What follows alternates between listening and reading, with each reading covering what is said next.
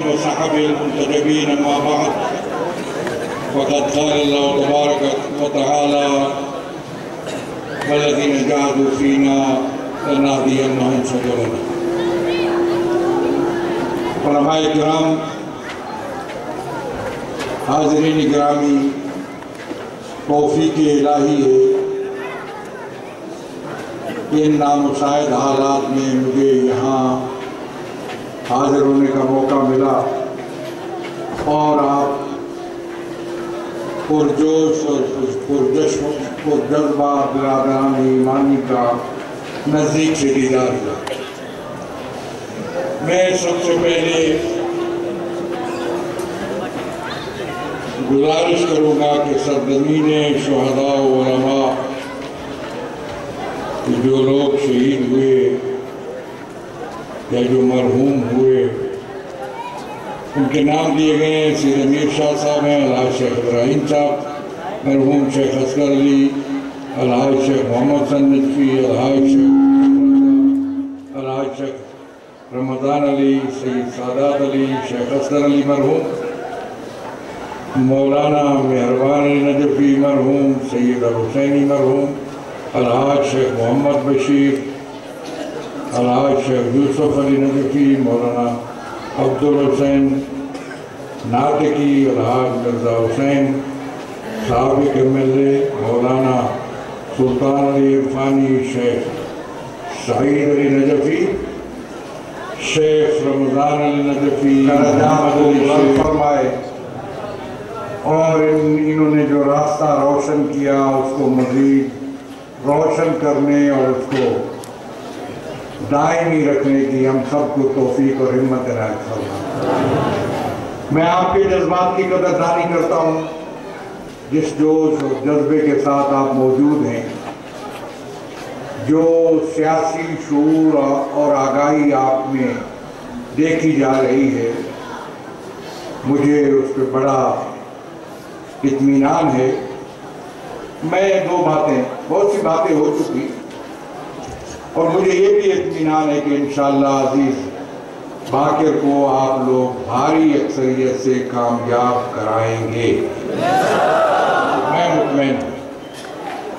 دو چیزیں سامنے آئی ہیں، ایک تو سیاسی شعور سامنے آیا، اگرچہ اس حلقے کے حوالے سے اور ایک امیدوار کے حوالے سے، لیکن میں یہ سمجھتا ہوں کہ اس سیاسی شعور کو زندہ رکھنے، اس کو تابندہ رکھنے، اس کو جاری رکھنے، اس کو برقرار رکھنے، اس کو مستحکم بنانے کی کوششیں تسلسل کے ساتھ کرنی چاہیے۔ اس لیے کہ سیاسی شعور ہی ہے جس کے ذریعہ، اور سیاسی قوت ہی ہے جس کے ذریعہ آپ اپنے خلاف ہونے والی سازشوں کو، جو آپ کے وجود کے خلاف ہیں، جو آپ کی حیثیت کے خلاف ہیں، جو آپ کے حقوق کے خلاف ہیں، خواہ وہ آئینی حقوق کا مسئلہ ہو یا سی پیک کے اندر آپ کے جو حقوق ہے اس کا مسئلہ ہو، جتنی بھی سازشیں آپ کے خلاف ہو سکتی ہیں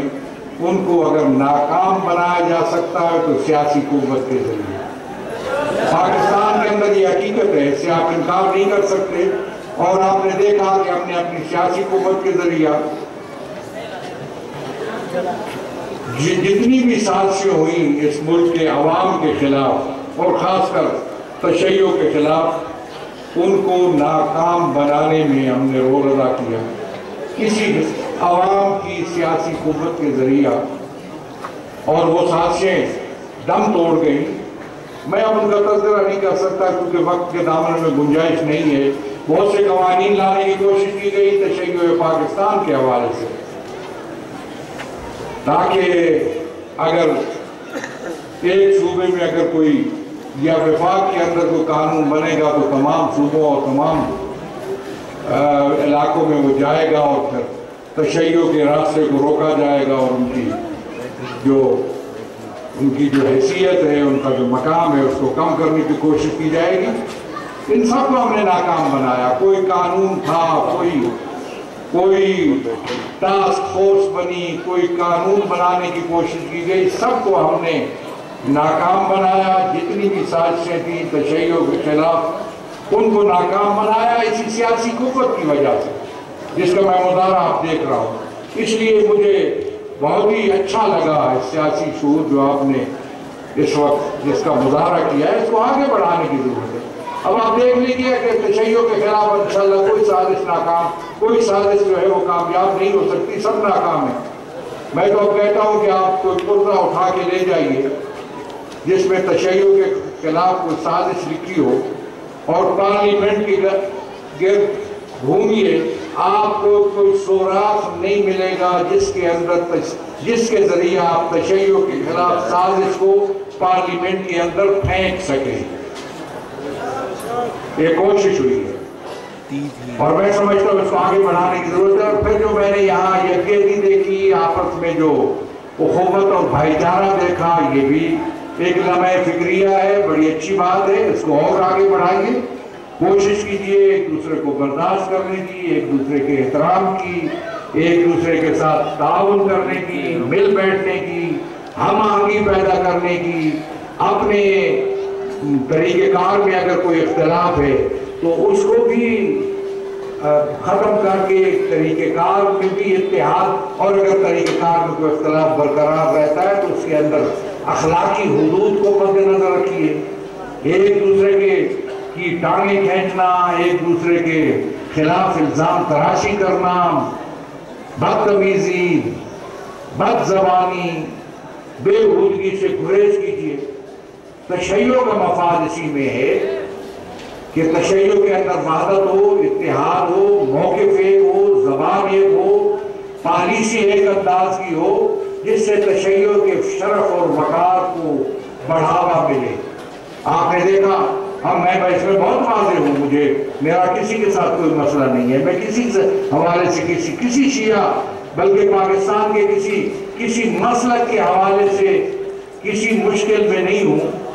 اگر کوئی پرابلم ہے تو تکفیریوں کے حوالے سے، جن کا علاج ہم نے یہ کیا کہ ہم مین سٹریم کے اندر موجود ہیں، دینی جماعتوں میں بیٹھے ہیں، جہاں ہمارے شیعہ گروہ، شیعہ جماعتیں اور تنظیم بھی اس کے اندر موجود ہیں، ملی یکجہتی کونسل جس کے اندر تمام اہل سنت مسالک موجود ہیں، تمام شیعہ تنظیمیں اکثر و بیشتر گروہ اس کے اندر موجود ہیں، اور مشترکہ کیا اکٹھے ہیں، کوئی مجبوری نہیں، کوئی مشکل نہیں، کوئی کمزوری نہیں۔ اگر اسی سیاسی شعور کو آپ برقرار رکھیں، اسی یکجہتی کو آپ آگے بڑھائیں، تو سب سے طاقتور حصہ پاکستان کا آپ ہیں۔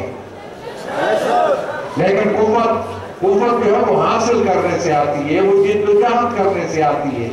میں سمجھتا ہوں کہ اس کو ٹاسک بنائیے، اپنا ٹیسٹ کیس بنائیے، اس یکجہتی کو جو آپ نے پیدا کی، اس سیاسی شعور کو جس کا ثبوت دے کے اتنی کثیر تعداد میں آپ موجود ہیں، اور سب کے اندر یہ شعور موجود ہے کہ اسلامی تحریک کے نمائندے کو آپ نے کامیاب کرانا ہے۔ وہ آپ کا نمائندہ ہے، وہ آپ کے حقوق کی جدوجہد کرے گا، وہ آپ کے آئینی حقوق کی جدوجہد کرے گا۔ اور آپ جانتے ہیں کہ ہم تو تسلسل کے ساتھ اس خطے کے آئینی حقوق کی جدوجہد سے ایک انچ بھی پیچھے نہیں ہٹے۔ تشیع کے جو حقوق ہیں، عزاداری سید الشہداء، اس میں بھی ایک انچ پیچھے ہٹنے کے لیے تیار نہیں ہے۔ میں سینکڑوں میل طے کر کے کہاں سے کہاں تک پہنچا اور کہاں اب آیا ہوں، مجھے یہاں آنے کے لیے اگر کسی اجازت نامے کی ضرورت نہیں ہے تو مجھے حسین کرنے کے لیے پاکستان کے کسی چپے پہ کسی لائسنس اور پرمٹ کی ضرورت نہیں ہے۔ اس لیے اپنے حقوق کے جائز حقوق، مذہبی ہوں، سیاسی ہوں، معاشی ہوں، معاشرتی ہوں، ان کے حقوق کے تحفظ کے لیے جدوجہد کو تیز تر کیجیے، سیاسی شعور کو آگے بڑھائیے، اس حلقے کے اندر جس کا اظہار آپ کر رہے ہیں اس کو لے جائیے پورے خطے کے اندر، اور اس سیاسی شعور کے ذریعہ قوت پیدا کیجیے، طاقت پیدا کیجیے، توانائی پیدا کیجیے، تاکہ یہاں جو حکومتیں بنیں تو آپ کی مرضی کے بغیر نہ بن سکیں، اور یہاں اگر کوئی پالیسیاں بنے تو آپ کی مرضی کے بغیر نہ مانگ سکیں. اگر سی پیک آئے تو اس میں بھی آپ کی مرضی شامل ہو. اگر کوئی آئینی پیکج ہو تو اس میں بھی آپ کی مرضی شامل ہو. میں آخر میں دعا کرتا ہوں بار اللہ پہ اپنی رحمت اور برکت نازل فرما. شر شیطان شر دشمنان سے اپنے حفظ و امان میں رکھ. بار اللہ ہمارے عزیزوں کی ان کوششوں کو کاوشوں کو ثمر بار اور نتیجہ بخش بنا. ہمارے اس عزیز کو کامیابی و کامرانی عنایت فرما. جو کسی مشکل میں ہے اس کی مشکل رفع فرما. جنہیں کوئی مسئلہ درپیش ہے ان کا مسئلہ حل فرما. بار اللہ جو مقروض ہے قرض ادا فرما. یہ جو بے اولاد ہے اولاد عنایت فرما. اتحاد و اتفاق کی برکت سے مالا مال فرما. تشیع کو سرفرازی و سربلندی عنایت فرما. دلوں میں جو حاجات ہے تو علیموں کے ذات صدور پوری فرما. ہم سب کی توفیقات خیر میں اضافہ.